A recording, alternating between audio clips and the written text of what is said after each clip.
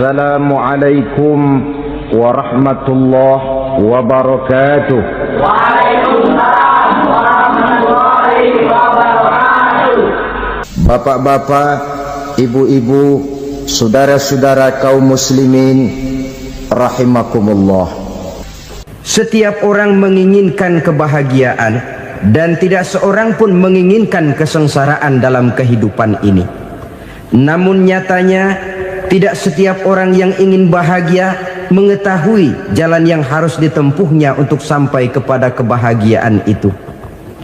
Maka pada kesempatan pertemuan kali ini saya ingin menyampaikan sebuah hadis dari junjungan kita baginda Nabi besar Muhammad sallallahu alaihi wasallam yang termuat dalam kitab Mukhtarul Ahadits An-Nabawiyah, di mana beliau bersabda, arba'un min sa'adatil mar'i.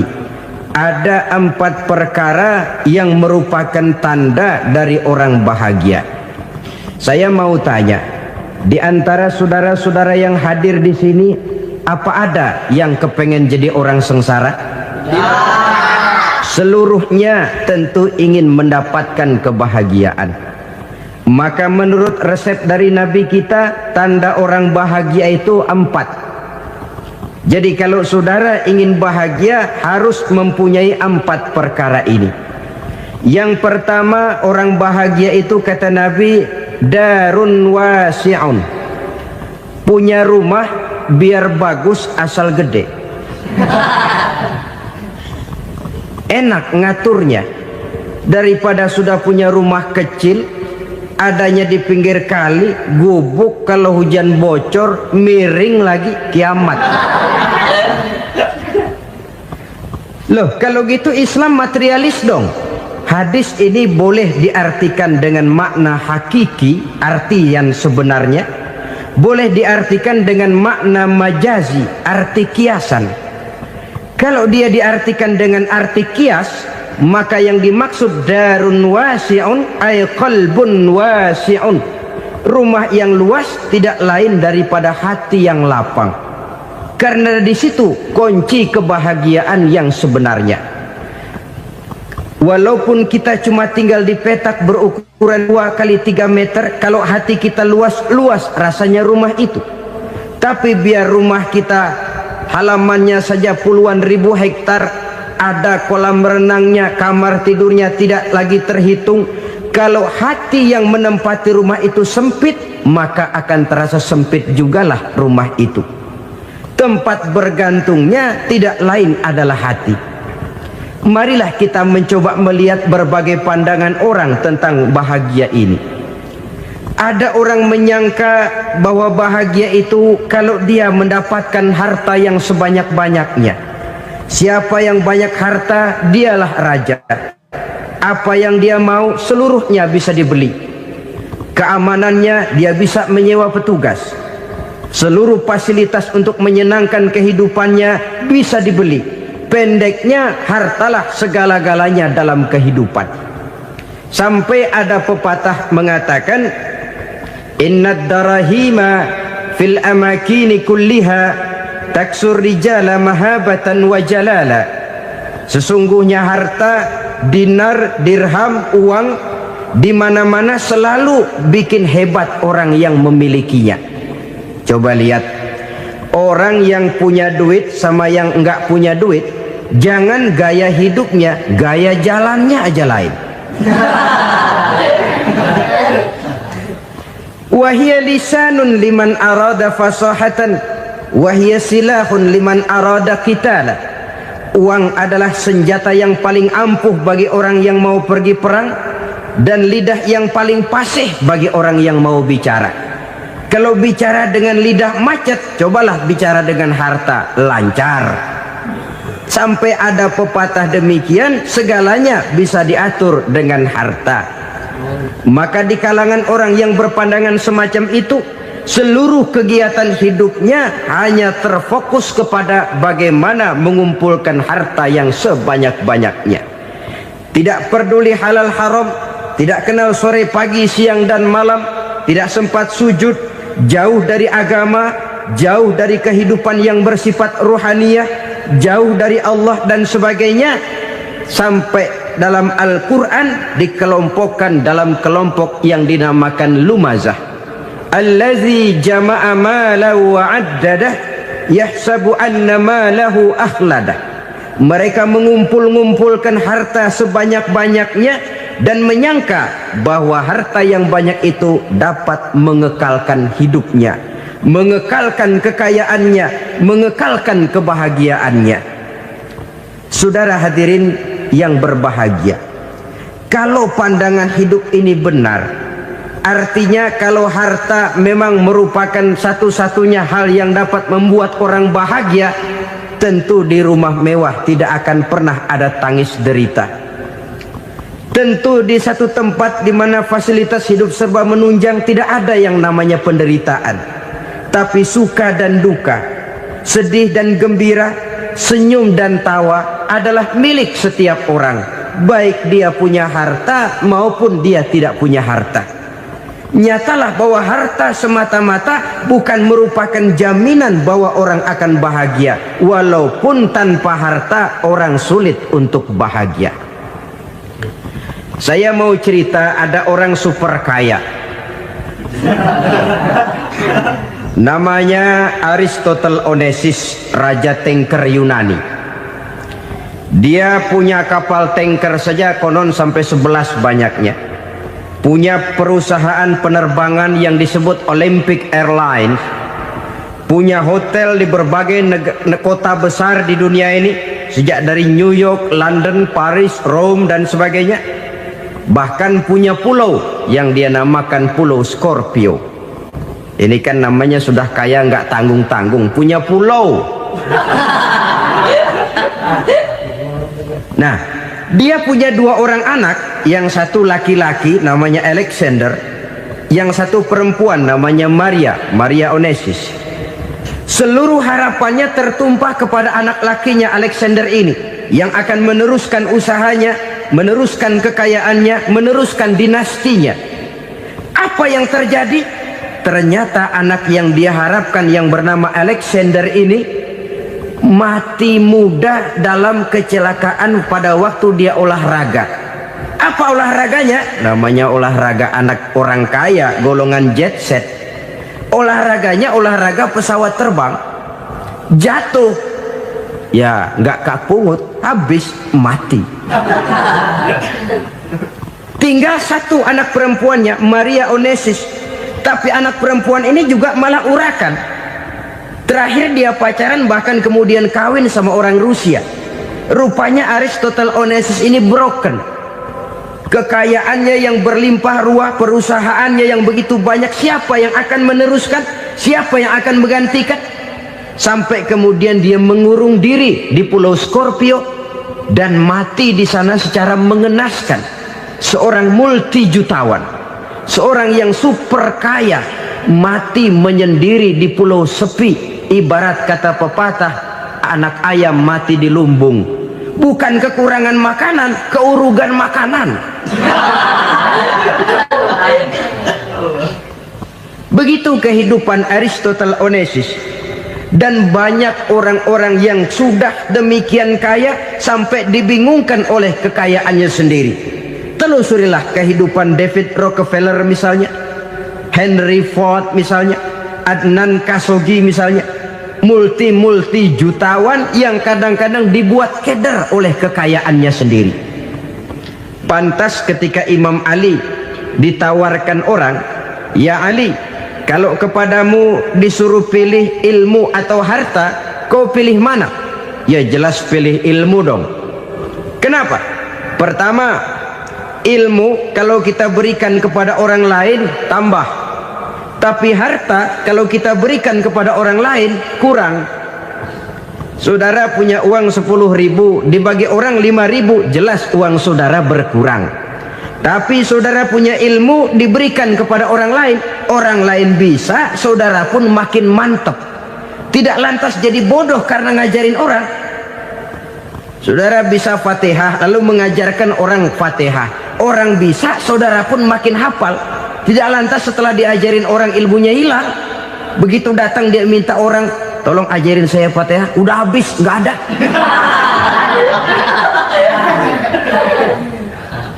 Yang kedua, kata Imam Ali, ilmu menjaga kita. Kalau harta, kita yang harus jaga. Makin banyak ilmu, makin terpelihara diri seharusnya. Tetapi makin banyak harta, makin bingung kita jaganya. Sampai kadang-kadang kalau perlu seluruh keliling rumah dipasangi alarm. Belum cukup, disewakan anjing besar-besar, pasang di depan pintu, awas anjing galak. Masih belum cukup juga, cari centeng tukang-tukang kepruk jaga rumah. Masih terasa belum aman, padahal rumahnya dikelilingi tembok besar. Di balik tembok ada pintu-pintunya tebal. Di balik pintu itu terbuka masuk kamar, kamar pun ada pintunya, pintunya pun kuat. Masuk ke dalam kamar ada lemari, lemarinya pun pintunya kuat, dikunci, kuncinya pun kuat. Tapi terhadap seluruhnya yang timbul cuma sekedar was-was saja. Kesimpulannya sekali lagi, tanpa harta orang memang sulit untuk bahagia.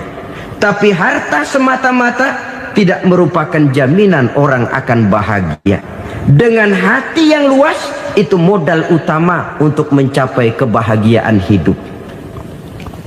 Orang yang hatinya luas, saudara-saudara, punya hati yang lapang, melihat kenyataan hidup ini, dia bersyukur senantiasa kepada Allah. Lantas tidak timbul hasud dan iri hatinya. Oleh karena itu jiwanya selalu lapang. Kalau tidak, cupik hati namanya, dangkal pandangan, tidak senang melihat orang lain dapat nikmat, dan itu sering dijadikan contoh. Kalau orang yang lapang dada, dia lihat tetangganya beli TV baru, dia berkata, alhamdulillah ya, tetangga kita beli TV, mudah-mudahan kita bisa ikut nonton. Lapang dadanya. Tapi orang yang sempit hati, lihat tetangga beli televisi, meriang. Enggak diapa-apain, meriang. Besoknya dengar tetangga beli motor, makin sakit, ke rumah sakit. Lalu di rumah sakit dengar tetangganya beli mobil, mati. Disiksa oleh perasaannya sendiri. Orang kalau hati sudah sempit dalam hidup, kemanapun dia pergi, sempit rasanya medan kehidupannya. Kemudian kita melihat juga ada orang yang menilai bahwa bahagia itu katanya kalau punya kedudukan yang tinggi, pangkat yang agung, wibawa yang besar. Mungkin betul, tapi mungkin juga tidak. Bergantung kepada hati orang yang punya pangkat itu. Sama dengan harta tadi. Harta akan membawa bahagia kalau dia jatuh ke tangan orang yang berhati lapang. Tapi harta akan jadi bencana kalau jatuh ke tangan hati orang yang sempit. Pangkat akan membawa bahaya kalau jatuh di tangan hati orang yang sempit. Lebih dari itu, kenyataan mengajarkan kepada kita bahwa ternyata pangkat dan jabatan tidak selamanya memberikan kebahagiaan dalam kehidupan. Bahkan resikonya kelewat besar. Beberapa bukti kita bisa ambil dari para pemimpin dunia yang menjadi korban lantaran pangkat dan jabatan yang disandangnya. Saudara ingat Presiden Abraham Lincoln dan John Kennedy dari Amerika? Dibunuh orang.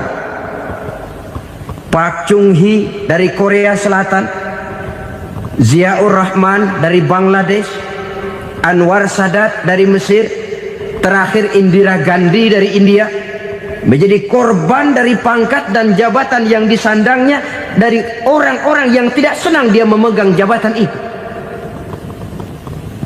Dia akan mudah mengundang bencana. Sehingga pantas kalau seorang presiden terkemuka Amerika, Harry Truman namanya, dia mengatakan jabatan presiden itu, kata dia, seperti orang nunggang macan, naik macan.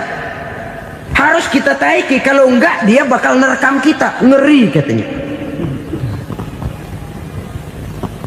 Adapun orang yang hatinya lapang, kalau dia menerima pangkat dan jabatan, dianggapnya itu satu kesempatan untuk berbuat baik.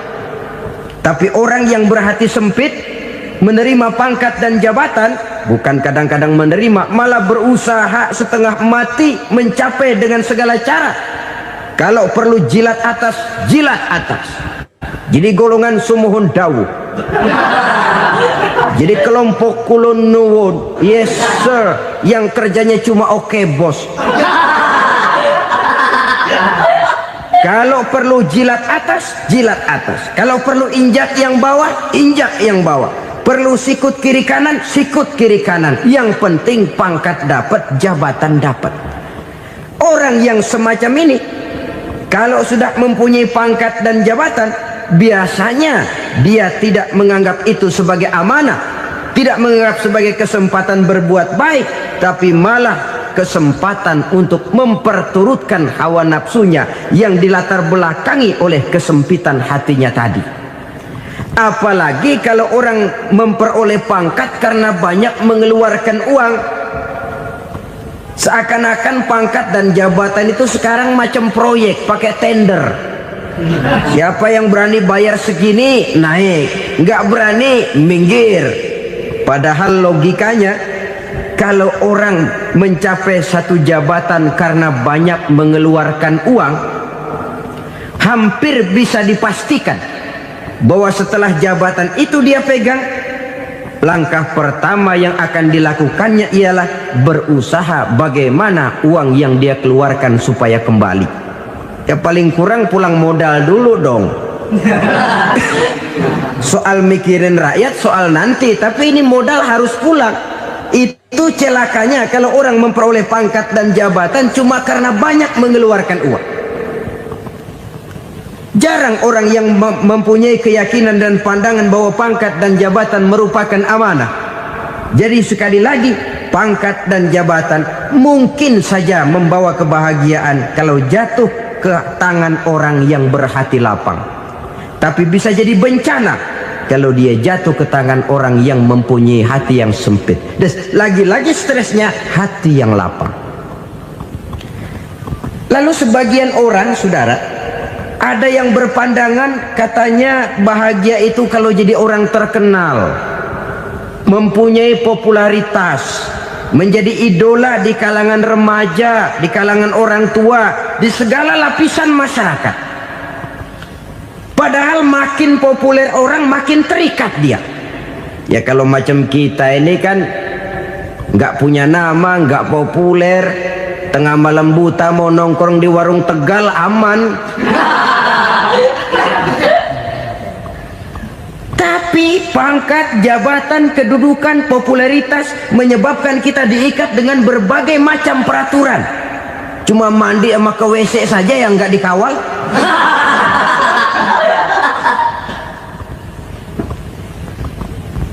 Benarkah popularitas, ketenaran membawa kebahagiaan? Mungkin ya, tapi mungkin juga tidak. Kenapa? Banyak orang-orang populer yang mengakhiri hidupnya secara tragis. Kita ambil beberapa nama. Di Amerika tahun 60-an ada bintang seksi paling terkenal yang dijuluki sex bomb, bom seksi. Sampai sekarang jadi legenda, namanya Marilyn Monroe.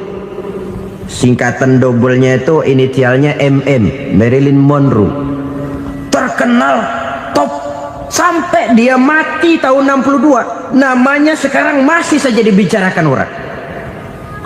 Kenapa dia bunuh diri? Tidak punya hartakah dia? Banyak. Kurang populerkah dia? Seluruh dunia mengenalnya. Sejak rakyat kecil sampai pejabat tinggi dia punya hubungan. Kenapa? Jenuh. Dia terlahir dalam keadaan yatim. Setelah itu tidak lama dia berangkat remaja, ibunya meninggal. Pindah dari wanita asuh ke wanita asuh sampai 12 orang ibu angkatnya. Dan kekecewaan yang paling parah, setiap laki-laki yang dekat dengannya hanya seperti kapal berlabuh.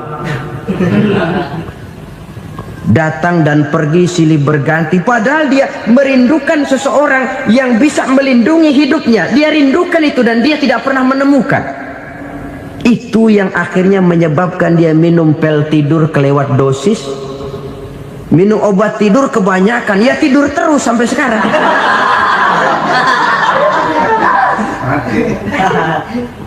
Dia mengakui, saya telah memiliki ketenaran, tapi saya tidak pernah hidup dalam ketenaran itu. Saya pandai main sandiwara, tapi saya ingin hidup dalam alam yang real sebagaimana umumnya orang. Itu yang dia rindukan. Menyusul jejak yang namanya Marilyn Monroe ini, Billie Holiday, saudara kenal tentu, di rumah sakit dirawat. Dia juga minum obat overdosis, mati lagi.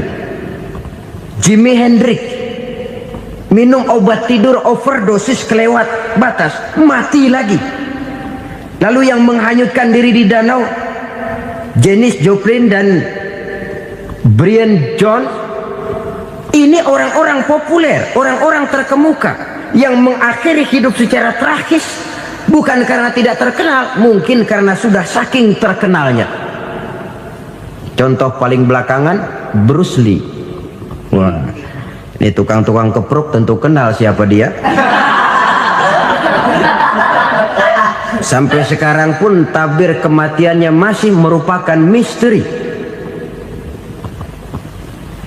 Dan yang masih hidup juga menunjukkan gejala yang aneh. Michael Jackson, rumahnya di Beverly Hills itu dijaga sedemikian rupa, dan dia selalu curiga kepada setiap makanan harus steril, bersih dari segala macam kimia.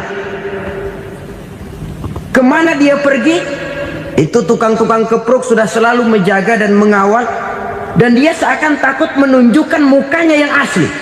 Hingga kalau tampil ke tengah di luar show, dia kadang memakai pakaian yang tidak menunjukkan dia yang sebenarnya, takut dikenali orang. Ternyata popularitas sering jadi momok yang meracuni kehidupan manusia. Oleh karena itu, benarlah junjungan kita pada saat beliau mengajarkan orang akan bahagia kalau dia mempunyai hati yang lapang. Nah, sekarang masalahnya untuk mendapatkan hati yang lapang, caranya bagaimana? Kita kembali kepada konsep Quran. Allah mengajarkan, ala inna bidzikrillahi tatmainnul qulub. Ketahuilah bahwa dengan banyak mengingat Allah, hati akan tenang, jiwa akan lapang. Dengan kata lain, dekat dengan agama, merasakan kehadiran Allah dekat dalam hidup. Itu muara pertama untuk mencapai hati yang lapang. Ala inna bizikrillahi tatmainnul qulub. Jangan macam orang sekarang ingin mendapatkan ketenangan lalu tapak di puncak gunung, di gua-gua, di tempat sepi. Iyalah kalau nggak ada ular. Kalau tergigit ular berbisa, ketenangan belum, mati jelas itu. Islam positif untuk mendapatkan ketenangan. Ala inna bizikrillahi tatmainnul qulubi.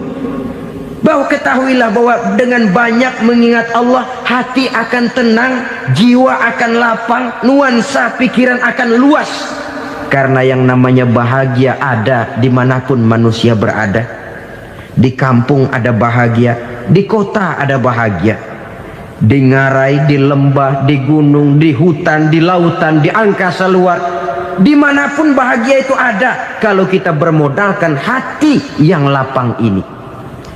Dan hati akan lapang kalau kita dekat dengan agama.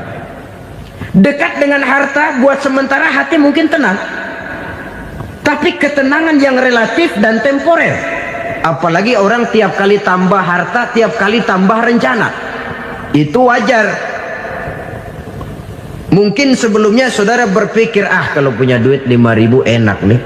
Begitu punya duit 5.000, aduh sayang kalau 10.000 aja. Tiap kali tambah harta, tiap kali lain rencana.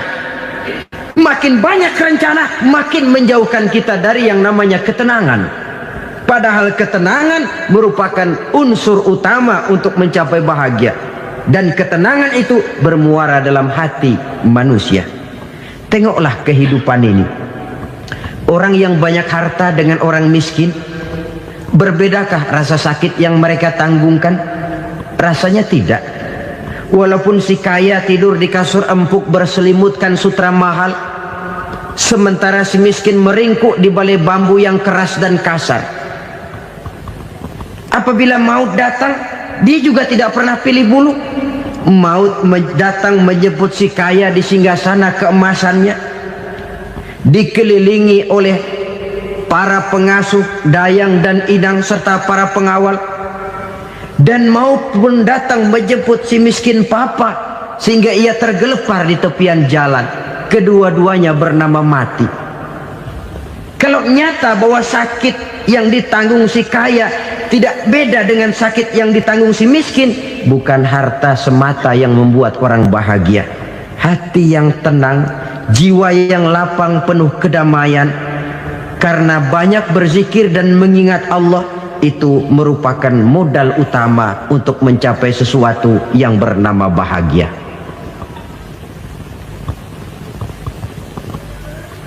Saudara hadirin yang saya hormati, inilah yang pertama dari 4 ciri yang digambarkan oleh Nabi tentang tanda-tanda orang bahagia. Dan harus berangkat dari yang pertama ini, hati yang lapang. Ini yang harus kita miliki lebih dahulu. Baru nanti akan menyusul kepada poin yang ketiga, kedua, dan selanjutnya. Sebab kalau hati sudah terisi dengan jiwa yang lapang, seluruh persoalan insya Allah akan bisa kita atasi dengan sebagaimana mestinya. Yang kedua sekarang, tanda orang bahagia menurut baginda Nabi, markabun syariah. Orang bahagia itu, kata beliau, punya kendaraan biar cepat asal lancar. Artinya kemana dia mau pergi mudah. Apa maksud hadis ini? Kalau kita kaji lebih dalam, kendaraan itu kan alat transportasi. Transportasi tidak lain adalah usaha memudahkan komunikasi. Pindah dari situ kepada teori bahwa manusia adalah zon political, makhluk bermasyarakat yang tidak bisa memenuhi kebutuhan hidupnya secara sendirian. Kita memerlukan keberadaan orang lain dalam kehidupan ini. Untuk memakai baju saja kita sudah perlukan petani yang tanam kapas, pabrik yang memintal kapas jadi benang, pabrik yang menenun benang jadi kain, sampai kepada mesin jahit, sampai kepada tukang jahit. Itu cuma untuk memakai pakaian saja. Tidak seorang pun di antara kita yang sanggup memenuhi kebutuhan hidupnya secara sendiri. Kita perlu orang lain. Maka kebebasan dalam arti mutlak, kebebasan tanpa batas, itu tidak mungkin ada dalam kehidupan. Karena kita mengadakan yang disebut interaksi sosial. Setiap kegiatan kita tentu melibatkan orang lain. Menurut kita barangkali kita bebas jalan di jalan raya semaunya, tapi orang lain berkendaraan pun merasa bahwa ini ada juga jalan haknya, dan begitu selanjutnya. Oleh karena itu, maksud dari kendaraan yang cepat ini adalah khulata'uhu ma'as solihin. Lingkungan pergaulannya terdiri dari orang-orang soleh. Pergaulannya luas. Kemana dia pergi ada temannya. Kesulitannya ada tempat dia cerita. Dan kesulitan kalau sudah diceritakan kepada orang lain, taruh kata orang itu tidak bisa menolong, namun menceritakannya kepada orang yang kita percayai, kan paling kurang sudah mengurangi beban jiwa, mengurangi tanggungan batin, merasa masih ada tempat kita cerita. Maka lebih baik orang awam yang mau bergaul ketimbang orang setengah alim tapi ngunci pintu. Sebab nantinya akan timbul sikap picik, cupik pandangan, dan tidak luas menghadapi kenyataan dalam kehidupan ini. Namun yang harus kita garis bawahi, pergaulan memang mesti luas. Namun jangan sekali-kali lupa bahwa pergaulan sangat besar pengaruhnya dalam ikut membentuk kepribadian manusia. Sehari-hari bisa kita bilang, kalau kita dekat sama tukang minyak wangi, sekalipun nggak dibagi minyaknya, baunya tentu dapat. Betul? Tapi dekat sama tukang elas, walaupun nggak kena apinya, asapnya mesti kena. Kalau Syauqi mengatakan lebih jelas lagi, man asyaral asrafa asa musyarrafan wa muasyiral anzali ghairu musyarrafin. Awalam taral jildal hakira muqabbalan bisagri lamma sara jildal mushaf. Siapa yang bergaul dengan orang mulia, dia bakal ikut menjadi mulia. Tapi siapa yang berteman dengan orang hina, dia tidak bakal ikut menjadi mulia. Tidakkah kau lihat, kata Syauqi, kulit kambing yang hina pun dicium orang ketika menjadi kantong Quran. Kulit kambing hina, kalau dia sendirian gak ada yang mau cium. Tapi begitu dia bergaul dengan Quran, menjadi kantong Quran, dipakein minyak wangi, ditaruh di tempat yang tinggi, mau diambil dicium dulu, dibawa dengan penuh hormat dan hati-hati. Kulit kambing yang hina lantaran berteman dengan Quran, numpang mujur. Tapi coba lihat kalau kulit kambing berteman dengan kayu, jadi beduk, habis. Zohor dikemplang, asar dipukul. Itu pun sedikit saja, cuma salah milih teman. Yang temannya Quran dihormati orang, yang temannya kayu lantaran jadi beduk, gelap-gelap subuh orang udah kemplangnya.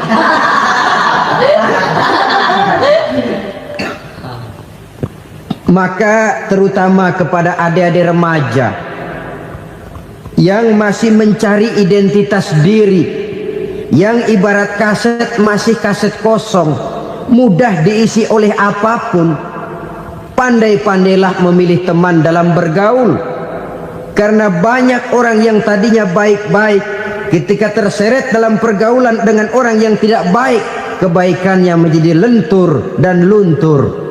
Tapi berapa banyak bajingan-bajingan tengik, orang-orang yang berlumur noda dan dosa, tiap hari melakukan maksiat, namun bergaul dengan orang yang baik-baik, pada akhirnya sedikit demi sedikit beringsut dan berangsur dia terbiasa mengikuti kebaikan-kebaikan. Saya tekankan ini kepada remaja karena mereka masih mencari identitas diri. Apa yang mereka lihat mereka mau, apa yang mereka dengar mereka ingin tahu. Coba lihat kehidupan remaja. Pulang nonton film Rambo, pengen jadi Rambo, gagah, maunya belekai melulu. Pulang nonton film Superman, pengen bisa terbang. Pulang nonton India, nyanyi melulu. Wajar, mereka masih mencari identitas diri. Saya ini sebenarnya siapa? Lingkungan, pergaulan akan membentuk itu. Karena itu pandai-pandailah bergaul, karena ia sangat besar pengaruhnya dalam ikut membentuk kepribadian manusia. Apalagi sifat yang jelek lebih cepat menularnya ketimbang sifat yang baik. Sifat yang baik, watak yang soleh itu lambat sekali untuk menular. Tapi yang tidak baik, kan prosesnya mah kalau remaja biasanya mula-mula dengar. Karena dengar lalu pengen tahu. Karena pengen tahu lalu ngeliatin. Begitu ngeliatin kan pengen nyobain. Setelah nyobain ketagihan. Nah, ini prosesnya. Yang namanya ganja, morfin, narkotik, awalnya kan begitu. Mula-mula denger, katanya kalau sudah fly to the sky, sudah melayang ke langit, katanya disitulah puncak kebahagiaan. Mulanya cuma denger. Karena denger pengen tahu. Karena pengen tahu lalu ngeliat, kumpul sama orang yang suka ngeganja. Setelah ngeliat, nah pengen ngerasain. Begitu ngerasain enak juga, ketagihan.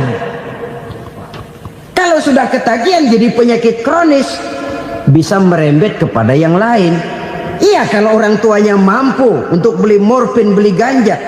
Kalau tidak kan pikirannya ngayap, jemuran siapa ya gue sabet. Timbullah perbuatan-perbuatan negatif yang bermula dari salah pergaulan. Apalagi buat adik-adik remaja yang tinggal di kota-kota besar, yang pengaruh budaya, pengaruh kesenian, pengaruh struktur kehidupan yang nampak makin individualistis, di mana persaingan tajam, tensi ekonomi tinggi, orang mudah mengalami stres. Pandai-pandailah dalam bergaul. Sekali lagi, karena ia sangat besar pengaruhnya dalam ikut membentuk kepribadian manusia. Orang bahagia punya kendaraan yang cepat, artinya punya pergaulan yang luas, dan lingkungan pergaulannya terdiri dari orang-orang yang soleh.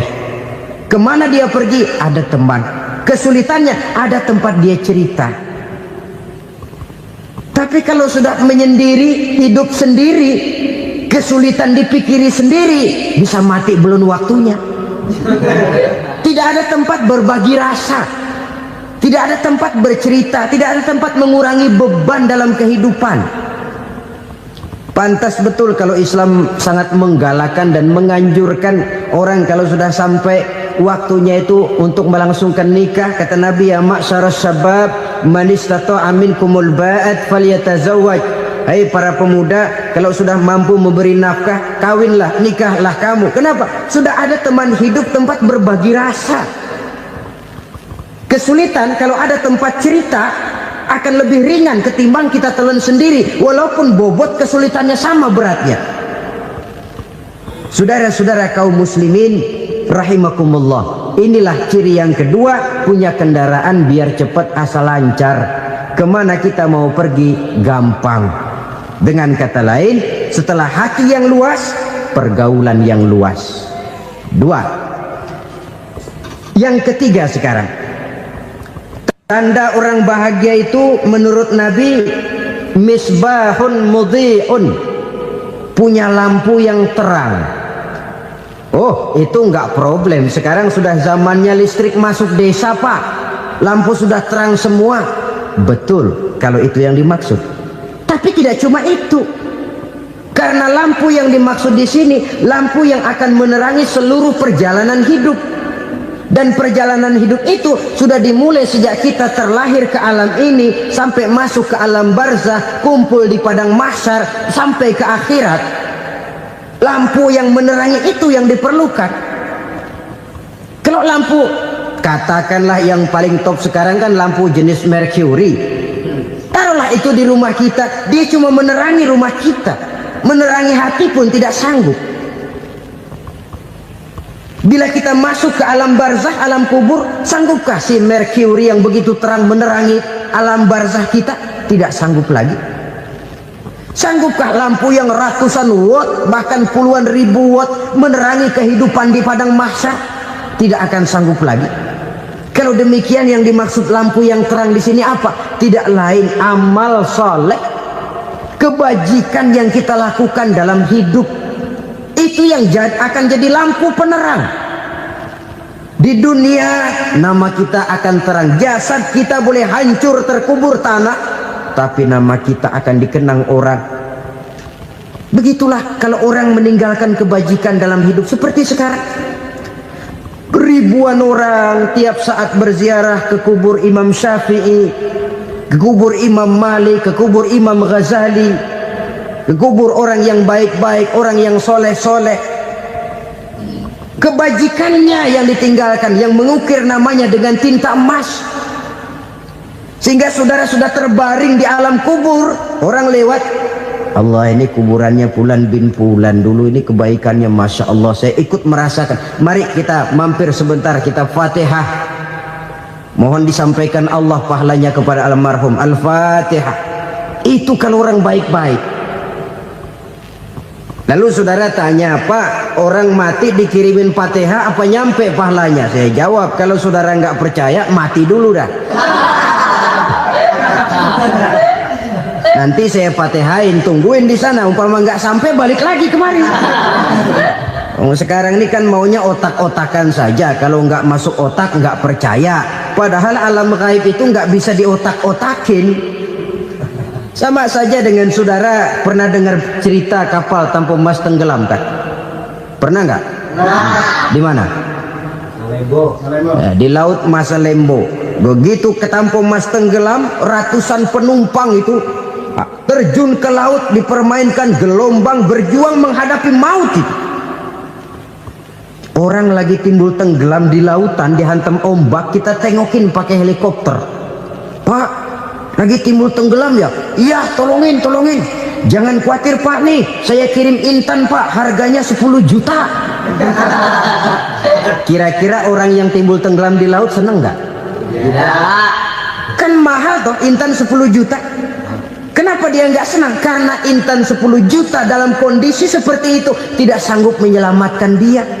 Dia akan girang kalau dikirimin ban mobil bekas, dikirimin papan terentang atau bambu. Intan yang 10 juta dia nggak girang. Ban mobil bekas yang 1000 perak, tuh pegang, itu yang dia girang betul. Inilah sebabnya Nabi berkata, mal mayyitu fi qabrihi illa kal ghariqil mutaghawwis. Orang yang meninggal di alam kuburnya seperti orang timbul tenggelam di lautan. Yantaziru da'watan min ahli, menunggu doa dari keluarganya yang masih hidup.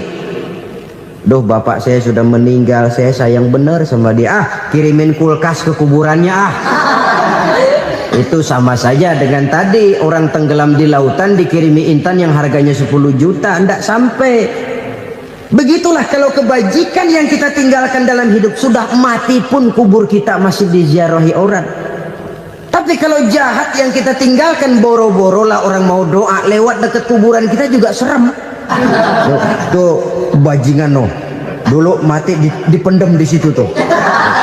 Jangan lewat situ, ntar kesurupan, jangan.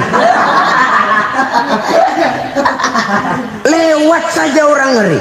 Konon lagi membacakan Fatihah dan mengirimkan doa.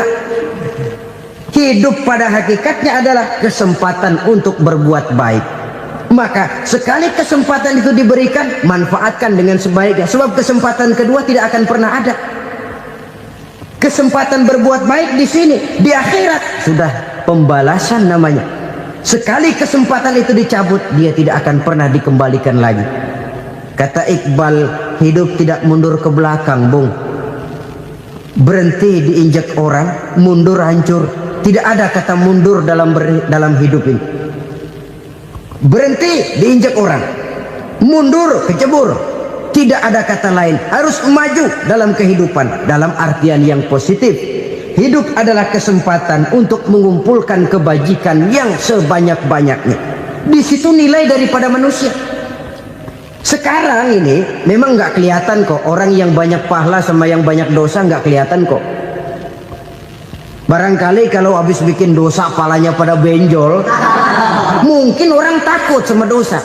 Tapi sekarang sama saja, orang yang banyak dosa dengan yang nggak banyak dosa jalan bareng dari belakang, sama, nggak kelihatan beda.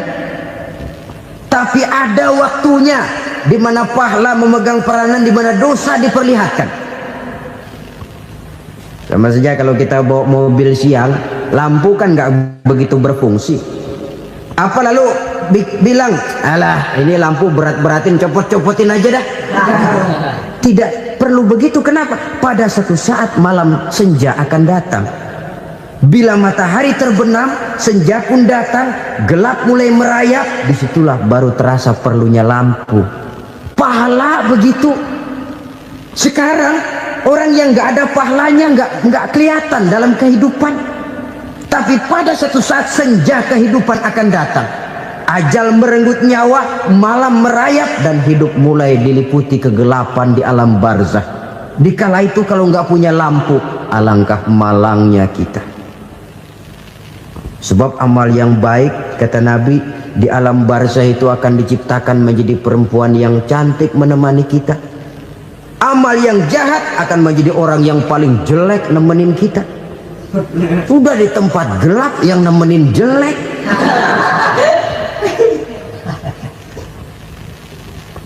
Kaum muslimin rahimakumullah. Kalau demikian masalahnya, tergantunglah kita pandai memanfaatkan waktu. Al-waktu kasayf, waktu itu cepat sekali. Yang namanya waktu itu tahu-tahu. Tahu-tahu udah tahun 87. Tahu-tahu udah begitu. Tahu-tahu yang kemarin anak-anak, sekarang udah pada punya anak. Tahu-tahu saja itu. Begitu cepat waktu berlalu. Kalau tidaklah pandai kita memanfaatkannya, akan rugi kita. Nabi bersabda, man kana yaumuhu khairun min amsihi fahuwa rabih. Barang siapa yang hari ini lebih baik daripada hari kemarin, itu orang untung. Hari ini lebih baik daripada kemarin. Bulan ini lebih baik dari bulan kemarin. Tahun ini lebih baik dari tahun kemarin. Itu orang yang beruntung. Tahun kemarin sembayangnya maghrib doang, sekarang udah tambah isya. Tahun kemarin cuman Idul Fitri aja ngancem bener, sekarang udah tambah Jumat, lalu tambah lagi maghrib, tambah lagi isya, dan selanjutnya. Hari ini lebih baik daripada kemarin. Itu orang yang beruntung. Wa man kana yaumuhu mithlu amsihi fahuwa khasir. Lalu barang siapa yang hari ini sama saja dengan hari kemarin, itu orang rugi. Hari ini sama dengan kemarin, rugi itu. Bulan ini begitu, bulan kemarin begitu, tahun ini begitu, tahun lalu juga begitu. Rugi itu orang. Rugi apa? Rugi umur. Umur tambah, amalan gak pernah tambah. Dan saya pikir lebih merupakan azab ketimbang nikmat kalau orang dikasih panjang umur cuma untuk numpuk dosa. Mending mana? Panjang umur banyak dosa sama pendek umur dikit dosa? Mending mana? Mending mana? Ya, paling mending tentu panjang umur banyak pahala. Tapi kalau tidak, sekali lagi, lebih merupakan azab ketimbang nikmat kalau orang diberikan panjang umur tapi cuma untuk sekedar menumpuk dosa. Kehilangan kesadaran bahwa dunia bukan terminal akhir dari satu perjalanan. Dia cuma halte di mana kita berhenti sebentar untuk menuju kepada terminal yang hakiki. Saudara-saudara kaum muslimin rahimakumullah, inilah lampu yang akan menerangi kehidupan. Amal yang kita lakukan di dalam kehidupan. Jadi yang dimaksud dengan lampu yang terang, kebajikan yang kita kerjakan dalam hidup. Nah, setiap orang di awal tadi saya bilang ingin bahagia. Bahagia itu kan hakikatnya kumpulan senang dan selamat. Senang, selamat. Apa bedanya? Senang tapi tidak selamat, nggak bahagia. Selamat tapi nggak senang, nggak bahagia orang. Contoh, kalau orang korupsi, duitnya banyak, senang dia, tapi keselamatannya. Ada tentara baris di samping rumahnya udah bingung, padahal tentara latihan. Tentara cuma latihan, dia bingung. Senang, tapi karena keselamatannya tidak terjamin, dia tidak bahagia. Sebaliknya pegawai negeri jujur benar, cuma segaji-gajinya, selamat nggak korupsi, tapi melarat, ya nggak bahagia juga, kurang senang. Kesenangan dan keselamatan untuk dunia saja, ya sekali lagi, kalau cuma sekedar untuk dunia saja, bisa dibeli pakai uang. Bisa dibeli pakai uang. Saudara ingin selamat, bisa dibeli pakai uang. Saudara ingin senang, bisa dibeli dengan uang. Tapi setelah mati, masuk ke alam barzah, habis kekuasaan uang. Nggak bisa lagi beli keselamatan pakai uang. Tidak mungkin lagi membeli kesenangan dengan uang. Di situ pahala yang megang peranan. Makin banyak pahala, makin banyak saham untuk membeli kesenangan dan keselamatan, untuk memperoleh yang namanya bahagia. Dan jangan lupa loh, di alam barzah kita nggak sebentar, menunggu datangnya kiamat. Loh iya, kalau kita begitu dikuburin terus kiamat datang, untung. Tapi kalau masih harus 1000, 2000, puluhan ribu tahun yang akan datang, dalam satu penantian yang begitu lama, tanpa saham untuk memperoleh kebahagiaan, satu kemalangan yang tidak ada pernah putus-putusnya.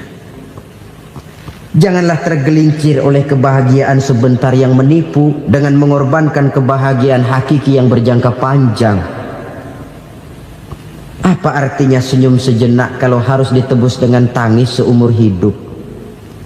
Biarlah kita minum jamu, pahit memang, getir memang, tapi kan besok badan sehat. Daripada sekarang minum sirup, manis memang, enak memang, tapi bibir pada jontor besoknya. Sirawan, batuk, nggak karu-karuan.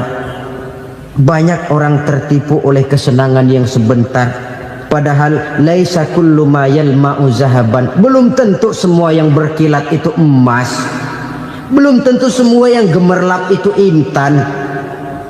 Karena itu, marilah manfaatkan kesempatan yang diberikan Allah ini untuk mengumpulkan kebajikan yang sebanyak-banyaknya.